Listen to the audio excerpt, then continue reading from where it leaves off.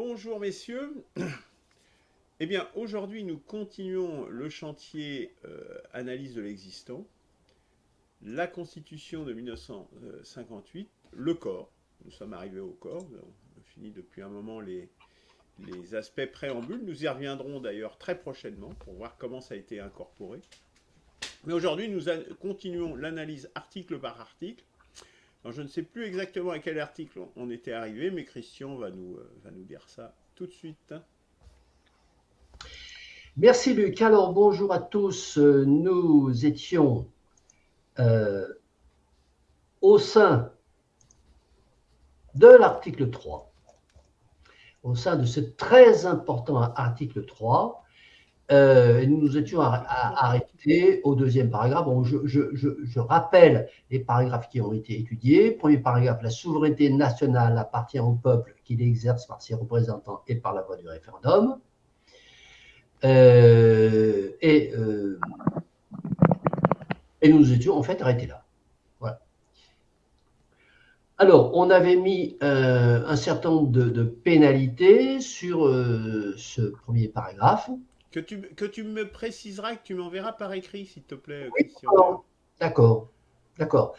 Et on ne va pas évidemment refaire l'exposé de la semaine dernière. Je commencerai tout simplement par la conclusion que j'avais tirée de l'analyse critique de ce paragraphe, en disant que si on voulait, non pas le critiquer ou l'écrire différemment, mais si on voulait que les gens comprennent bien ce qui est écrit, il faudrait l'écrire autrement, pas pour lui donner une autre signification, mais pour renforcer la signification qu'il y a dedans, il faudrait l'écrire la souveraineté, c'est-à-dire le pouvoir politique absolu, appartient au seul peuple qui décide solennellement de ne pas en faire usage et d'en faire don sans possibilité de retour à une entité dénommée État, dont les règles procédurielles sont détaillées dans les articles suivants.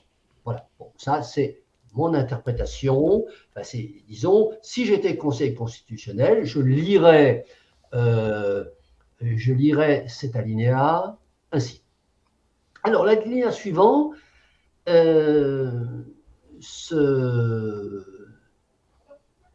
l'alinéa suivant s'écrit ainsi.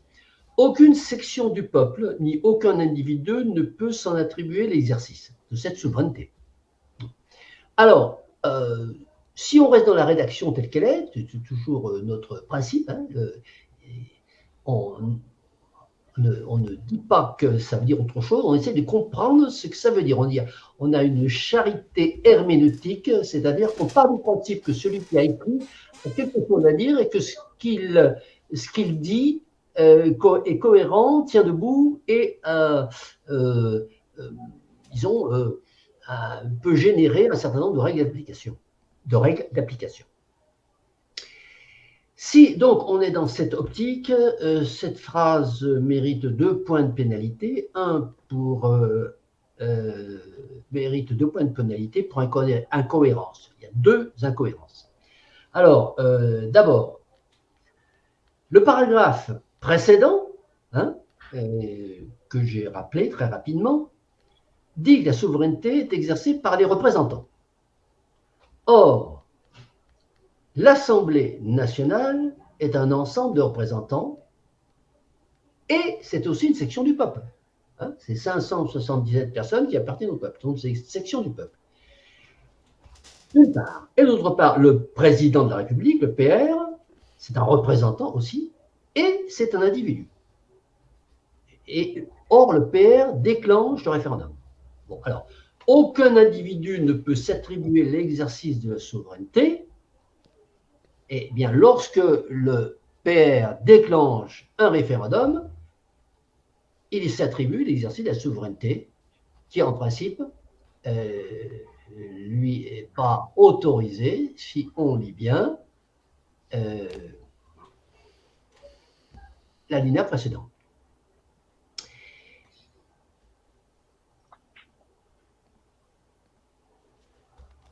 Aucun individu ne peut s'attribuer l'exercice.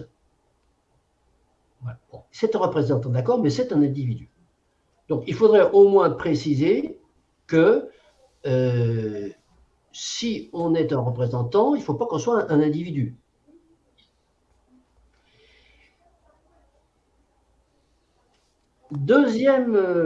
Troisième alinéa, le suffrage peut être direct ou indirect dans les conditions prévues par la Constitution.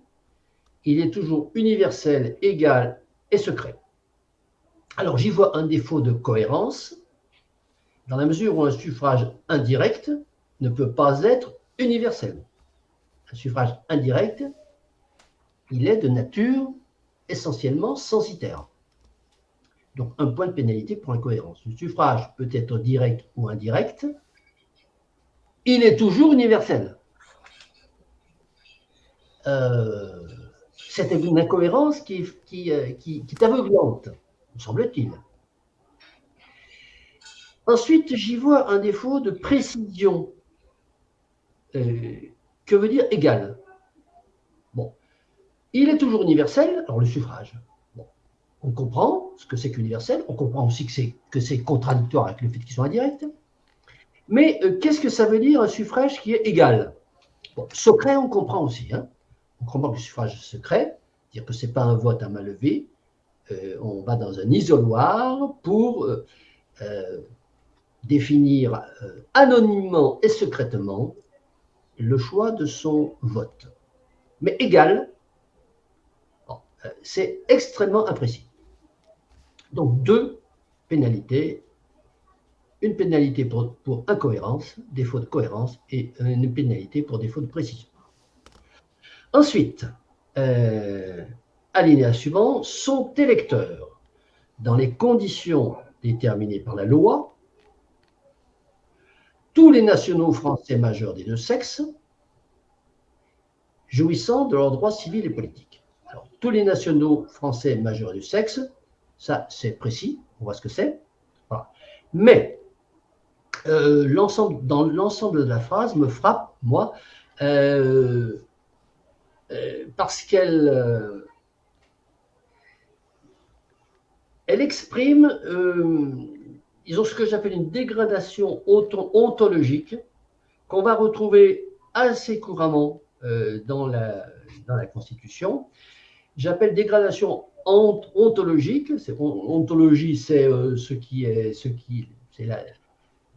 l'étude et la science de l'être au sens de ce qui est et ce qui n'est pas. Voilà. Plus c'est haut dans l'ontologie, plus c'est quelque chose qui est vraiment et qui est près de la vérité. Et tout ce qui est bas, c'est moins près de la vérité, c'est un reflet et ça a moins de valeur au niveau de la vérité. Et donc, quand la Constitution délègue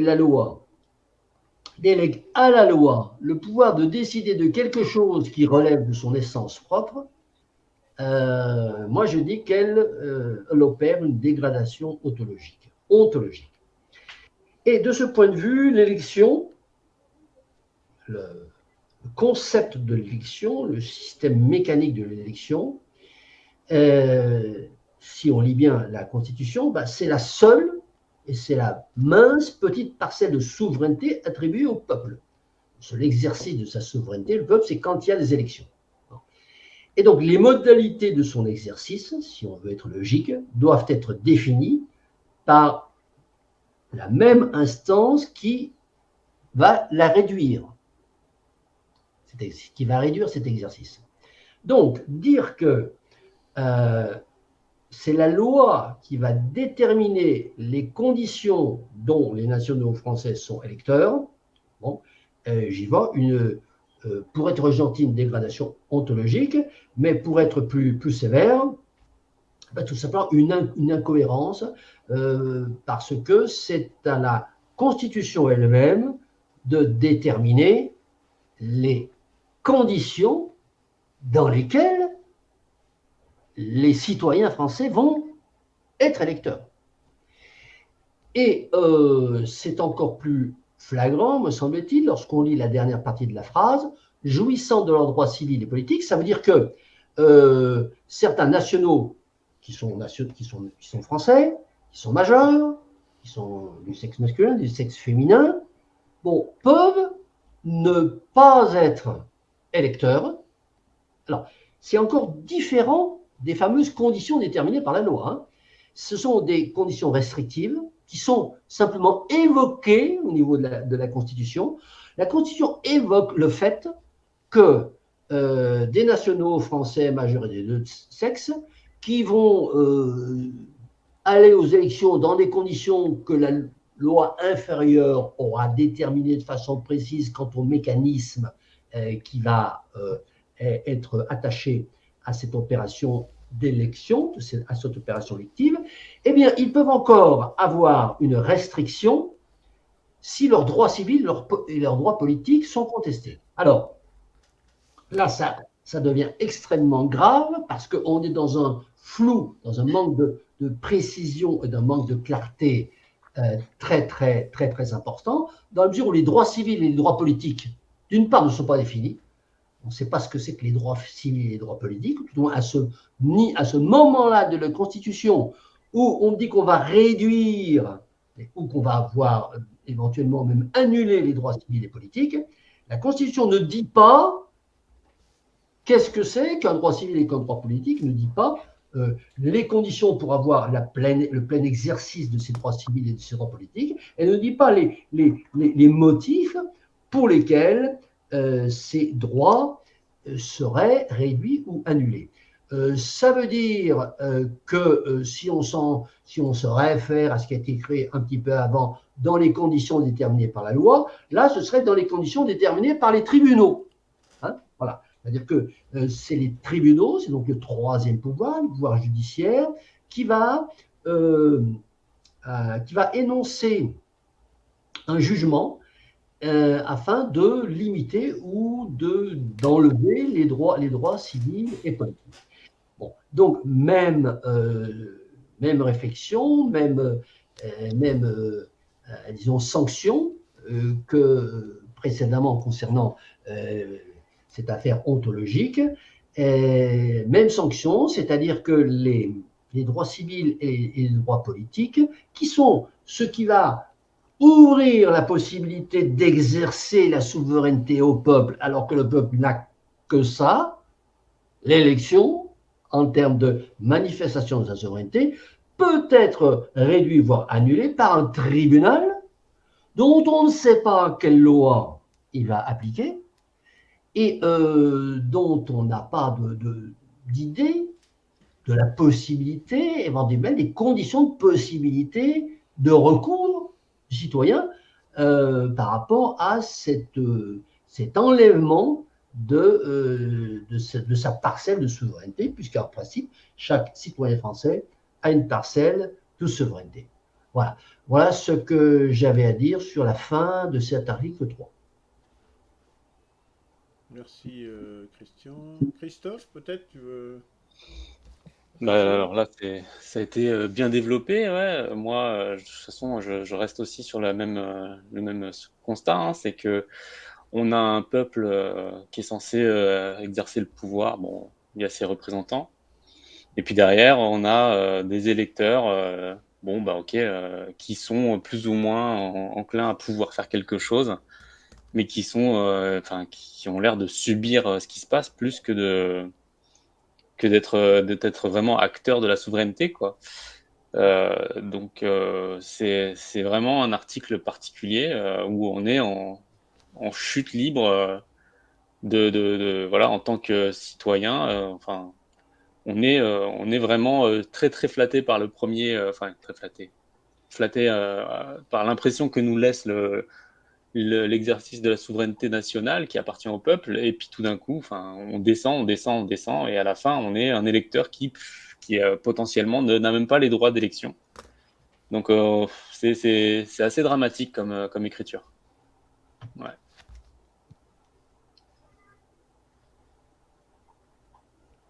Ok, tu as terminé? Oui. Oui, dramatique, c'est le mot, et puis c'est une pantalonnade, je dirais, quoi. Mais c'est bien écrit, hein. Étienne Chouard avait cette formule qui disait c'est très difficile d'écrire une constitution parce qu'il faut réussir, pour les gens de l'oligarchie, hein, parce qu'il faut réussir à ce que ça a l'air vachement bien, Et alors qu'en fait, ça dépossède le peuple de tout son pouvoir, en définitive. Donc effectivement, c'est difficile à écrire.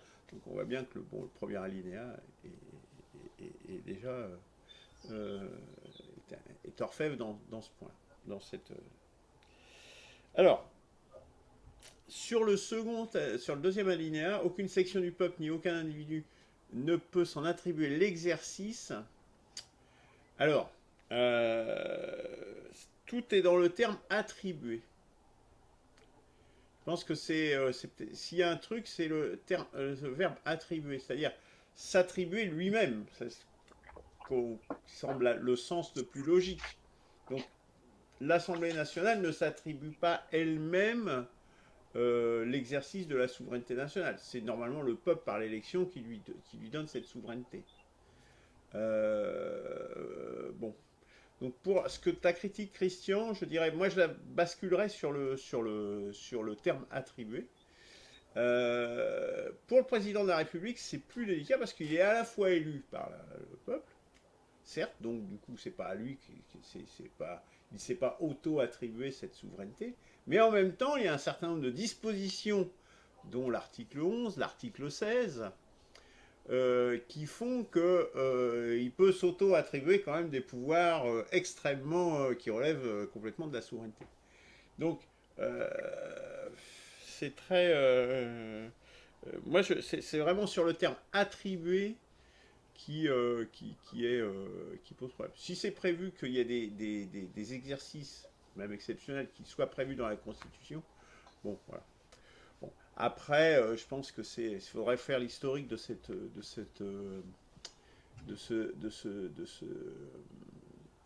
cet article où, pareil, par rapport à égal, je pense qui est dans l'alinéa suivant, je pense que c'est lié au fait que dans l'esprit des rédacteurs aussi, pour un petit peu à leur décharge, c'est parce que la noblesse avait des droits de vote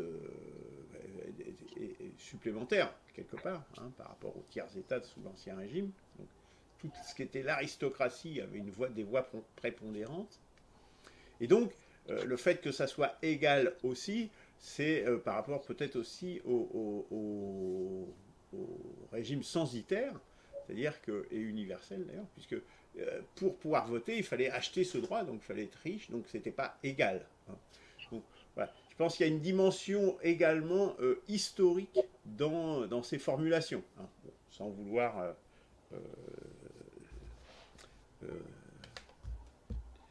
comment dire, faire l'avocat du diable en fait, hein, faut faire un petit peu l'avocat du diable.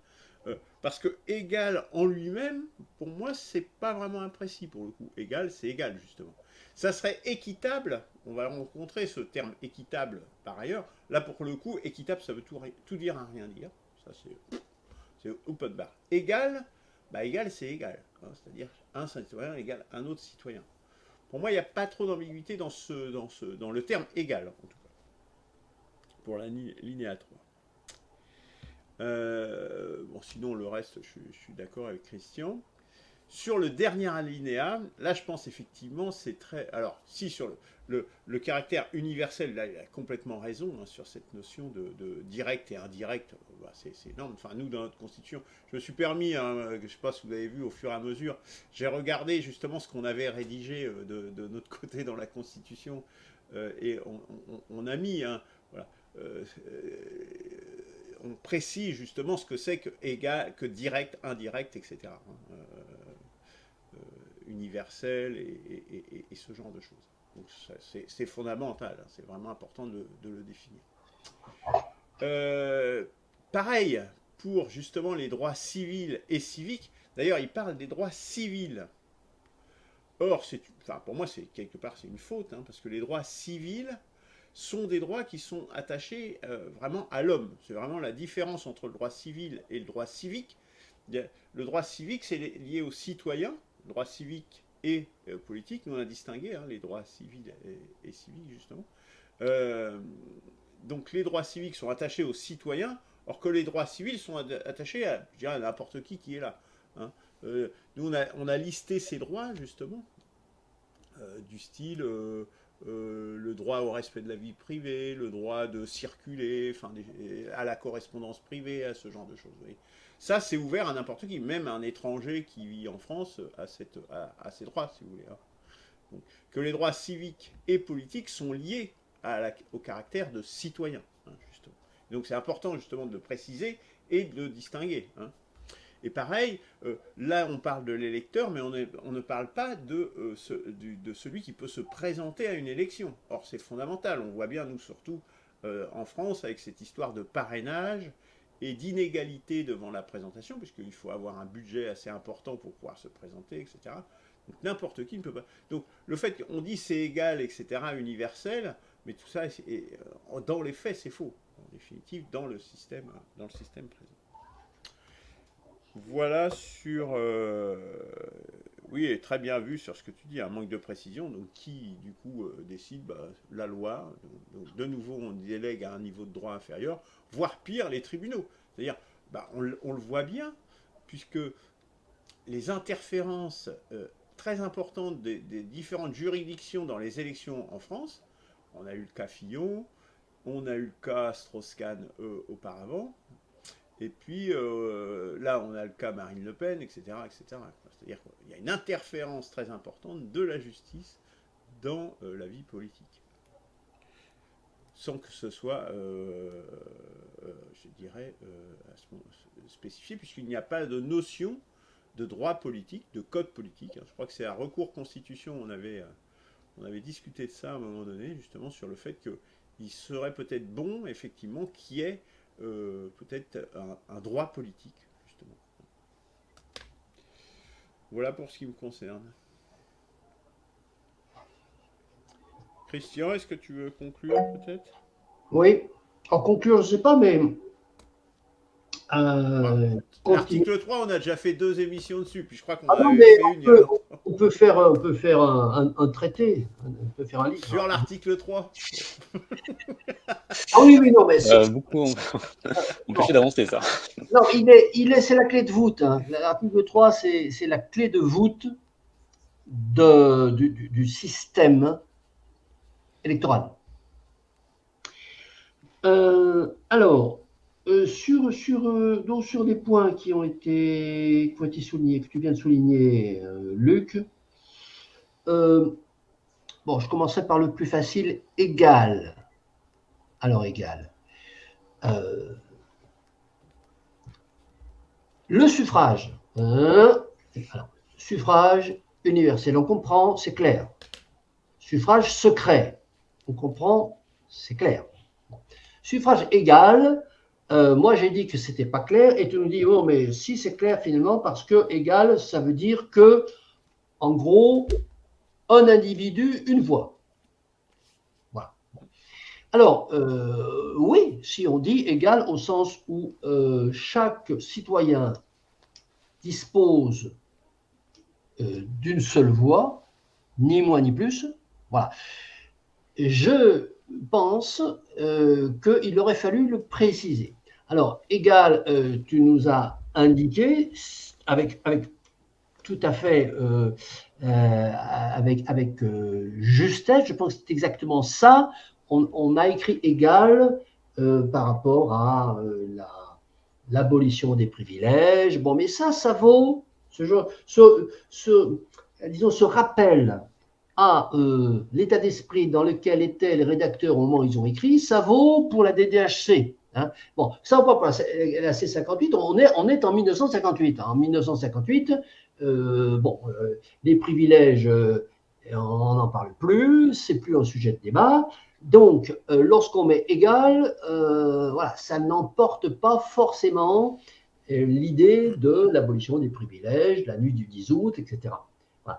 Et donc, c'est la raison pour laquelle je disais que le mot égal n'était pas clair, et que si vraiment on veut que la Constitution soit lisible et ne prête pas à interprétation, il faut mettre il est toujours universel, secret, et chaque citoyen n'a droit qu'à un vote. Voilà, n'a droit qu'à une voix. On peut même ajouter aucun citoyen ne peut s'attribuer le fait d'avoir plusieurs voix. Enfin bon, si on veut rester dans la syntaxe qui a été employée avant la Révolution. Ensuite, sur les. Est-ce que tu me permets une petite Oui, parenthèse bien sûr, sur bien ce sûr. terme d'égal? Parce que faut être vigilant. Enfin, moi, bon, effectivement, bon, on pourrait être un peu plus précis, mais bon, pour moi, égal, ça va. Mais ça me semble quand même assez important parce que moi-même, d'ailleurs, je m'étais posé la question à un moment donné. Et je sais qu'il y a dans les mouvements démocrates, il y a des gens comme ça qui seraient partisans d'introduire des droits de vote supplémentaires, Oui, des deux voix pour certains citoyens, s'ils sont oui, des bons. Donc, attention à cela, parce que il y a des tentatives, y compris dans les gens qui se disent hyper démocrates, je dirais, d'abandonner cette égalité. Le, oui. le typique, c'est les conventions citoyennes. Typiquement, ça veut dire qu'il y a des gens qui sont plus égaux. En l'occurrence aussi, hein, là, c'est presque un condensé de non-égalité. Voilà, je ferme cette petite Oui, parenthèse. C'est toujours d'actualité, d'une certaine on manière. précise bien que égal, ça veut dire qu'on ne touchera jamais, la Constitution interdit de toucher à l'unicité du droit de vote. Un droit de vote par personne, jamais plus ni moins. Voilà. Concernant le caractère attributif, hein, aucune section du peuple, aucun individu ne peut s'en attribuer l'exercice. Moi, c'est plutôt le mot exercice que je retiens. Parce que alors, sans doute, je me suis un petit peu mal expliqué sur cet alinéa. Hein, et justement, ça va me permettre d'y revenir un petit peu. Je le compare, je le mets en miroir de l'alinéa précédent, où on dit la souveraineté nationale appartient au peuple qui l'exerce. Donc, il s'agit bien de la question d'exercice de la souveraineté nationale. Or, le premier alinéa dit il y a les représentants qui l'exercent, hein, et le référendum qui l'exerce. Donc, il y a les représentants qui exercent la souveraineté nationale et il y a le référendum qui exerce la souveraineté nationale. Et puis, l'alinéa suivant nous dit aucune section du peuple ne peut l'exercer. Bon, alors, Non, ne peut S'en s'en attribuer. attribuer, justement. ne peut s'en attribuer l'exercice, ne peut s'en attribuer l'exercice, ne peut l'exercer. À partir du moment où tu t'attribues l'exercice, tu l'exerces. Bon. Et donc, Moi, je suis d'accord qu'il y a une nuance là-dessus. non, mais une nuance sur la façon dont on arrive à l'exercice. Mais sans attribuer celui qui s'est attribué l'exercice de quelque chose, il l'exerce. Bon. Et donc, parce que aucune section du peuple peut s'en attribuer l'exercice. Bon. L'Assemblée nationale, c'est une section du peuple. Bon, et le président de la République, c'est un individu. Bon, aucun individu ne peut s'attribuer. Alors, aucun individu, c'est-à-dire que M. Macron ne peut pas exercer la souveraineté. Pourtant, en haut, on nous dit où l'Assemblée nationale ne peut pas exercer la souveraineté, alors que la phrase suivante, on nous dit que la souveraineté est exercée par les représentants. Donc, je vois une incohérence. Une cohérence, une confusion. Hein, je suis ni pour ni contre. Je dis que c'est confus. Je dis que dans le premier alinéa, on nous dit que qui c'est qui exerce la souveraineté? C'est les représentants. Hein, et puis dans le deuxième alinéa, on nous dit il y a des représentants qui ne peuvent pas l'exercer. Hein, voilà. Si on est une section du peuple, si on est un individu, on ne peut pas l'exercer. Bon, c'est pas clair. Et voilà. Si on avait voulu dire, alors, essayons d'aider le rédacteur, non pas en lui disant il faudrait écrire autre chose parce que nous on a une autre idée de la politique. On lui dit je veux que tu précises exactement ce que tu veux dire. Et qu'est-ce qu'il veut dire là? Il veut dire que à part, hein, hormis des représentants, alors laissons tomber le référendum, parce que là c'est hormis les représentants, personne ne peut exercer la souveraineté. Bon, alors. Non, c'est pas ça qui. À Attends. chaque fois, tu oublies le mot attribuer quand même. C'est Non, embêtant. Non, dans le premier mais attribuer. Bon, une fois qu'on s'attribue la souveraineté. Alors, Son attribuer, c'est-à-dire se l'attribuer soi-même. Tu vois? non, mais peu importe. Ah bah non. Non. Alors, se l'attribuer, bon, le représentant qui exerce la souveraineté, il ne se l'attribue pas, ça lui a été délivré par le suffrage universel. C'est ça, Hein. c'est ce que je disais. Non, mais alors, moi, je fais de la syntaxe. Moi. Bah oui. Voilà. On en fait aussi. Hein. Ça veut dire que il faut dire tout ce qui n'est pas représentant, élu. Hein, alors, d'abord, il faudrait préciser aussi, dans le premier alinéa, qu'est-ce que c'est que des représentants. Bon, la souveraineté nationale appartient au peuple. Qu'est-ce que c'est qu'un représentant? Un représentant, c'est l'Assemblée nationale. Est-ce que c'est le Sénat? Est-ce que c'est les conseils régionaux? Qu'est-ce que c'est qu'un représentant? Est-ce que c'est un technocrate? Est-ce que c'est un préfet qui est nommé? Qu'est-ce que c'est qu'un représentant? Bon, donc ça me manque. Du coup, ça me permet d'en rajouter une couche, parce que qu'il exerce par ses représentants, c'est quand même tellement important d'exercer la souveraineté nationale qu'il faudrait nous dire ce que c'est qu'un représentant. Ça, je crois qu'on l'avait dit dans l'analyse du premier alinéa. On l'a déjà dit ça. Je pense pas, non. Ah bon? Non. Bah, c'est pour ça que j'aimerais bien que tu m'envoies tes points de pénalité. Oui, non, mais ok, mais non, je pense que je relis ce que j'avais noté. Voilà, on n'a pas trop achoppé, j'ai pas trop insisté sur le mot représentant parce que Ah bon?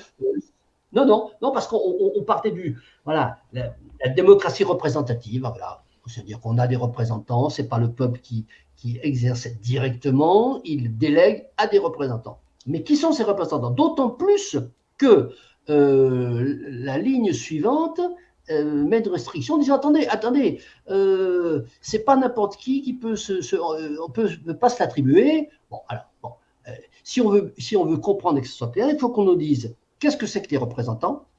Hein, est-ce que c'est l'AN, plus le Sénat, plus les conseils régionaux? Est-ce que c'est tous les élus? Est-ce que c'est les préfets? Est-ce que c'est les technocrates et les gens qui font les circulaires dans les administrations? Bon, qu'est-ce que c'est que les représentants? Une fois qu'on nous a dit qu'est-ce que c'est que les représentants, il suffit ensuite de mettre tout ce qui n'est pas représentant ne peut pas s'en attribuer l'exercice. Et à ce moment-là, je suis d'accord, s'en attribuer indûment l'exercice, puisque dans l'alinéa précédent, j'ai dit que l'exercice de la souveraineté, il était donné par la Constitution, il était donné par l'alinéa précédent de la Constitution qui dit, à partir du moment où je suis représentant, je peux exercer la souveraineté. Donc, je récapitule, à partir du moment où je suis représentant, je peux exercer la souveraineté. Il faut qu'on définisse très précisément ce que c'est qu'un représentant, quels sont ceux qui sont représentants, quels sont ceux qui ne sont pas représentants. Et ensuite, on peut effectivement rajouter quelque chose pour qu'il n'y ait pas d'ambiguïté, que tout putsch, c'est-à-dire attribuer l'exercice, c'est-à-dire attribuer en dehors de ce que la Constitution prévoit, de la façon de laquelle certaines personnes vont pouvoir exercer la souveraineté, eh ben, on peut pas se l'attribuer. Voilà.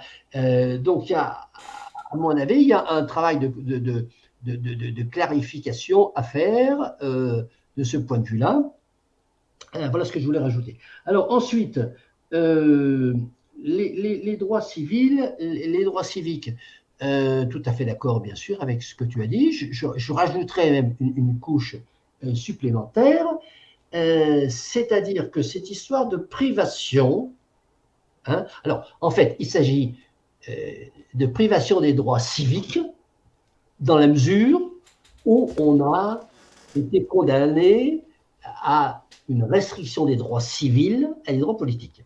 Et bon, là aussi, c'est pas clair, mais voilà ce que ça veut dire. Sont électeurs, à contrario, ne sont pas électeurs ceux qui ne jouissent pas de leurs droits civils et de leurs droits politiques. C'est-à-dire sont privés de leurs droits civiques ceux qui sont privés de leurs droits civils et de leurs droits politiques. Alors, là aussi, bon, je l'ai dit, je ne répète pas, c'est pas clair, mais ce que je voulais rajouter, c'est lorsque, et là on sort de l'article 3, mais on n'en sort pas tellement parce que ça se rattache finalement. Lorsqu'on prive ou qu'on réduit les droits civils de quelqu'un, alors par exemple la liberté de circuler, qu'on le met en prison, on met quelqu'un en prison, et là la liberté, il n'y a plus la liberté de circuler, donc on restreint ses droits civils. Bon. Sur quel principe on se base pour restreindre les droits civiques? Bon. À partir du moment où quelqu'un est condamné, hein, bon, alors là aussi, il n'y a pas tous ceux qui sont en prison ne sont pas tous privés de leurs droits civiques. Mais est-ce qu'il n'y a pas, ça qui est très grave, il n'y a pas de principe constitutionnel, que ce soit dans le DDHC ou dans le P46 ou la Charte de l'environnement, plus fort présent dans la C58, on ne trouve pas nulle part de principe constitutionnel sur lesquels on peut se baser, hein, sur lequel le pouvoir judiciaire va pouvoir se baser pour établir un jugement qui va priver une personne de son droit de vote. Alors, son droit de vote, rappelons-le, c'est extrêmement important, parce que le droit de vote, c'est la partie de souveraineté qui appartient au citoyen. On lui enlève sa souveraineté. Un citoyen qui ne fait plus partie de la souveraineté du pays, c'est la sanction plus grave, à mon avis, je dirais pas plus grave que la mort, mais qui vient tout de suite d'ordre d'importance après la mort. Bon. Et il n'y a pas de principe constitutionnel, c'est-à-dire c'est laissé à la libre appréciation des juges, sans qu'il y ait, d'ailleurs, dans le code pénal ou autre, hein, une définition très claire, et là, bon, c'est aussi un chantier que j'ouvre, mais je cite de mémoire, qu'il y a dans le code pénal une définition très claire de la peine qui encourt la privation de droits civiques. Alors, tu as parlé de Marine Le Pen ou je ne sais plus qui, le ancien Fillon, Strauss-Kahn. Oui, le ministre du budget, là, je ne sais plus comment il s'appelait, là, bref, c'est autre chose. Là, c'est les droits d'éligibilité. Bon, on ne parle pas de ça. Hein. Bon. Que quelqu'un soit privé du droit d'être éligible, c'est moins grave. Bon, qu'un citoyen ne soit pas éligible, c'est moins grave que de le priver de sa souveraineté. A priori, à partir du moment où je fais partie d'un pays, hein, voilà, voilà. Donc c'est gravissime. La privation du droit de vote est une chose gravissime, extrêmement, je dirais à côté de laquelle la privation du droit d'être éligible est presque une peccadille. Voilà ce que je voulais ajouter. Une peccadille, je n'irai pas jusque-là. Oui, Bon, oui, bah, oui. Nous, oui. Non, c'est un on peu a plus. énoncé, hein, j'ai scrollé un petit peu sur justement les limitations, on a spécifié dans la Constitution, donc les droits civils et politiques, les droits politiques, les restrictions, les cas. Et il n'y a pas que des. D'ailleurs, on a même prévu des restrictions pour certains citoyens. Par exemple, ce qu'on appelle le délégué général à la nation, des gens qui sont dans les armées, etc., ont des restrictions de leurs droits civiques. Hein, c'est prévu dans la Constitution, enfin dans ce qu'on a proposé. Vous voyez, ça n'est pas simplement que des condamnations en plus. Hein. Attends, que les auditeurs comprennent bien. Là, tu parles de ta Constitution à toi. Oui. Voilà. Non, mais bon. Bah oui, parce qu'on essaye de ne pas reproduire les mêmes errances. Voilà. Et nous, ce qu'on appelle la délégation, le droit de vote, enfin, le droit d'être élu.